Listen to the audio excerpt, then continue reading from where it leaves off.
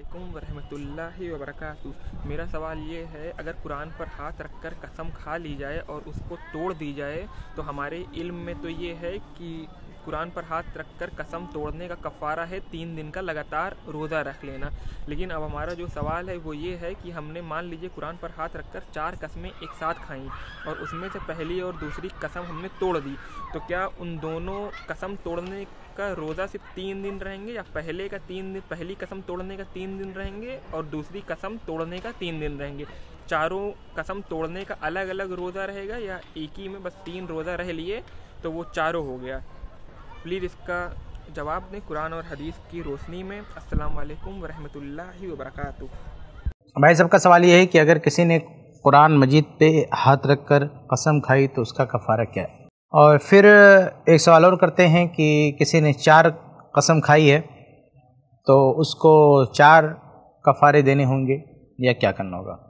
देखिए, आपके दोनों सवालों से पहले मैं आपके सामने ये वाज़ेह कर दूं कि कुरान मजीद पे हाथ रख के कसम खाना, ये जो तरीक़ा है ये अल्लाह के नबी सल्लल्लाहु अलैहि वसल्लम से साबित नहीं है और ना ही सहाबा कराम रज़ी अल्लाह अन्हुम से साबित है, बल्कि बाज़ अहले इल्म ने इसे बिदअत करार दिया है।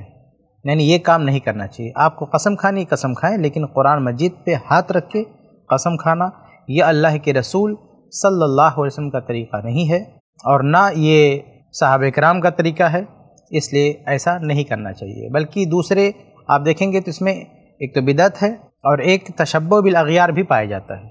यानी दूसरी कौमों के यहाँ मिलता है कि उनके यहाँ कोई मुक़द्दस किताब है तो उस पर हाथ रख के कसम खाते हैं। तो चूँकि हमारे इस्लाम में ऐसा नहीं है, हमारी शरीयत ने ऐसा नहीं सिखाया है और उनके यहाँ पता नहीं क्या मामला है, लेकिन हमारे यहाँ ऐसी कोई तालीम नहीं है, इसलिए कुरान पे हाथ रख के कसम खाने वाला जो मामला है ये हमारी शरीयत में नहीं है। हमें इस तरह से कसम नहीं खाना चाहिए। हाँ, कसम खाएं लेकिन उस पर हाथ रख के कसम खाने की ज़रूरत नहीं है। ये पहली बात होगी। अब रही बात ये कि आपने जो सवाल किया है कि इसका कफ़ारा क्या है, तो आपने कहा है कि 3 रोज़े रखना। तो मेरे भाई, कसम का कफ़ारा सिर्फ़ यहीं पे लाके महदूद कर देना कि 3 रोज़े रखना है, ये ठीक नहीं है।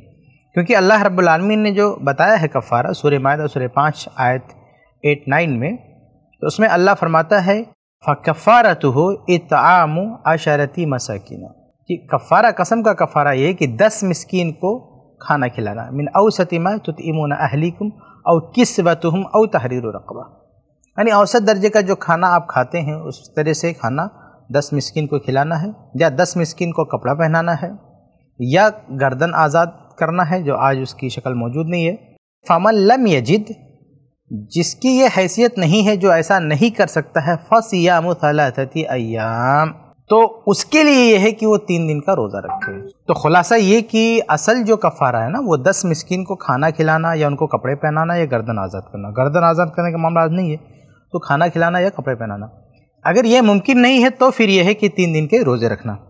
तो ये कसम का कफ़ारा है कि ये उसकी तरतीब है कि पहले ये, अगर वो नहीं मुमकिन है तो फिर 3 दिन रोज़े रखना। अब आते हैं आपके दूसरे सवाल पे। आपने जो ये कहा ना कि 4 बार कसम खाई है तो कितना कफ़ारा देगा। भाई, ये मसला ये है कि 4 बार क्या एक ही कसम खाई है, यानी एक ही काम के लिए? अगर एक ही काम के लिए कसम खाते हुए रिपीट किया है 4 बार तो फिर एक ही बार कफ़ारा देना है। लेकिन 4 दफ़ा 4 अलग अलग कसम खाई है। जैसे पहली बार कसम खाया, मान लीजिए कि मैं कसम खाता हूँ कोई काम करने का, कोई अच्छा काम करने का, उसकी कसम खाई है। दूसरी बार किसी काम से रुकने की कसम खाई है। तीसरी बार कोई इन दोनों से अलग कोई काम था। तो चारों दफ़ा चारों काम अलग अलग थे, अलग अलग कामों के लिए उसने कसम खाई है, या तो रुकने के लिए या करने के लिए, तो उसको फिर 4 बार कफ़ारा देना होगा।